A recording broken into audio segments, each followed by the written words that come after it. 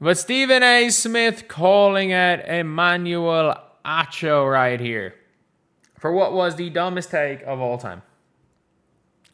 For what was the dumbest take of all time. Let's take a listen.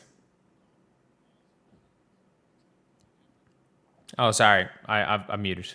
Unless we can take off our gloves for Caitlin Clark and stop trying to act like she's a messiah, the WNBA could and would be better off without Caitlin Clark. Caitlin Clark. That was the dumbest thing I have ever heard anyone say.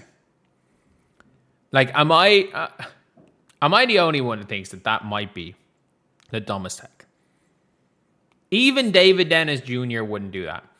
Maybe one of the dumbest takes is the silence is compliance and Caitlin Clark is fully MAGA take from the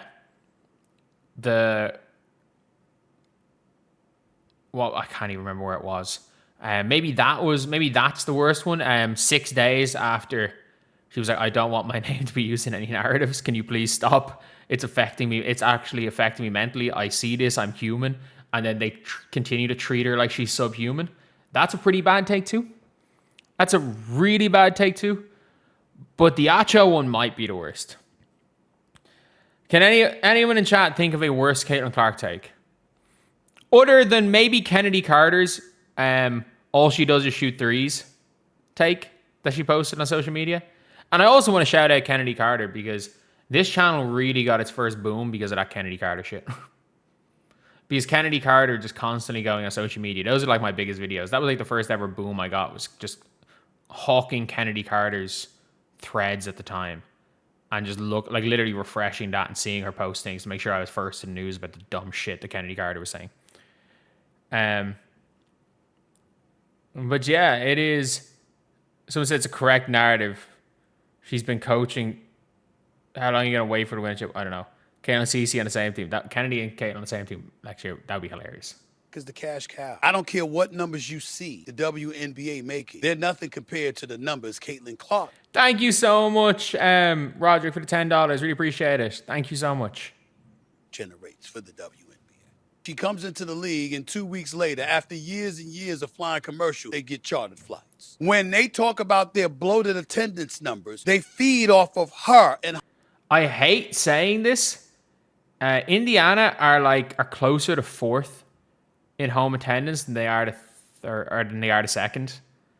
Like, and the likelihood is that over the next year or two, the Indiana Fever are probably going to drop out of the top 5 in home attendance. I hate saying that, but like, they're probably going to drop out of top 5 in home attendance. The Dallas Wings just set the largest attendance of all time. That being said, it just happened to be the biggest arena ever in Montreal. And let's be real, it would be also have broken if it was the Fever. It would have been broken if it was 8 teams out of 10, or like 14 out of 15 teams would have broke that attendance record. They all probably would have. Like, the reality is that the attendance probably record, because it was just in a big arena.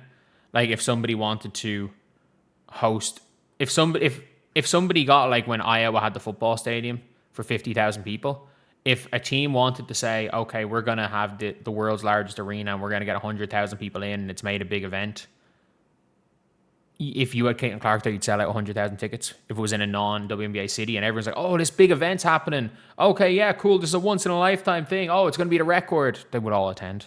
Let's be very clear on that. Her contribution. Caitlin Clark did not build the WNBA. The WNBA was built on the backs of many people who came before Caitlin Clark, most of them being sisters. The Cynthia Coopers, the Cheryl Swoops of the world, the Lisa Leslies of the world. I mean this. I don't think he can name 15 WNBA players in the past. I fully believe he does not know who Lauren Jackson is. Like, he names the same 3 people every single time. Like, yes, they were big for the WNBA. I actually agree with that. But I'm just making a point that I actually don't think he can name 15 players in the history of the WNBA. My amours of the world. Diana Taurasi, Sue Bird, Breanna Steward. I certainly ain't forget about Sabrina Ionescu, but you got a lot. What? Like, What did Sabrina Ionescu do to the WNBA? Like, I cannot stress this enough. What did Sabrina Ionescu do to the WNBA? Like, what did she do for the W? Literally nothing. Literally nothing. Like some people literally say the hatred to Caitlin Clark was because of how bad Sabrina Ionescu was when she came in. The hype for Sabrina versus how bad she was. They blamed the overhyping of Sabrina on why Caitlin got so much hate. Like, Sabrina Ionescu is grand. She's fine. She's good. She's an all-star. That's it. A lot of sisters that have balled in the WNBA for years that made the WNBA what it was. Asia Wilson, 3-time champion. But the money, the bag, the rating, the collective bargaining agreement, all of that came after Caitlin Clark arrived. Yeah, like, you know it's bad when Stephen A. Smith stating the obvious is seen as, like, you know, him clapping back. Like, you've got a hot take merchant going and stating the obvious. Like, how bad do you have to be? Genuinely. How bad do you have to be as a, just overall, as a, like, take for Stephen A. Smith to be able to respond by stating the obvious? Like, if Stephen A. Smith can respond by just stating the obvious, it means your take is so outlandish that it's crazy. Because normally there is a state the obvious take, and for Stephen A. Smith to get clicks, he needs to say the most outlandish and crazy bullshit take imaginable. Like, he'll go and do that. He'll go and have to do that because he's not going to clicks otherwise. Because it's hard, because Stephen A. Smith lives on sports debates. He's got to be able to debate something. If his debate rebuttal is stating the obvious, you know your take is so crazy. You know your take is so crazy. And again, let's not forget the Emmanuel Acho situation all stemmed from Caitlin Clark getting jumped on, kneed, and a fist to the throat. It all stemmed from that.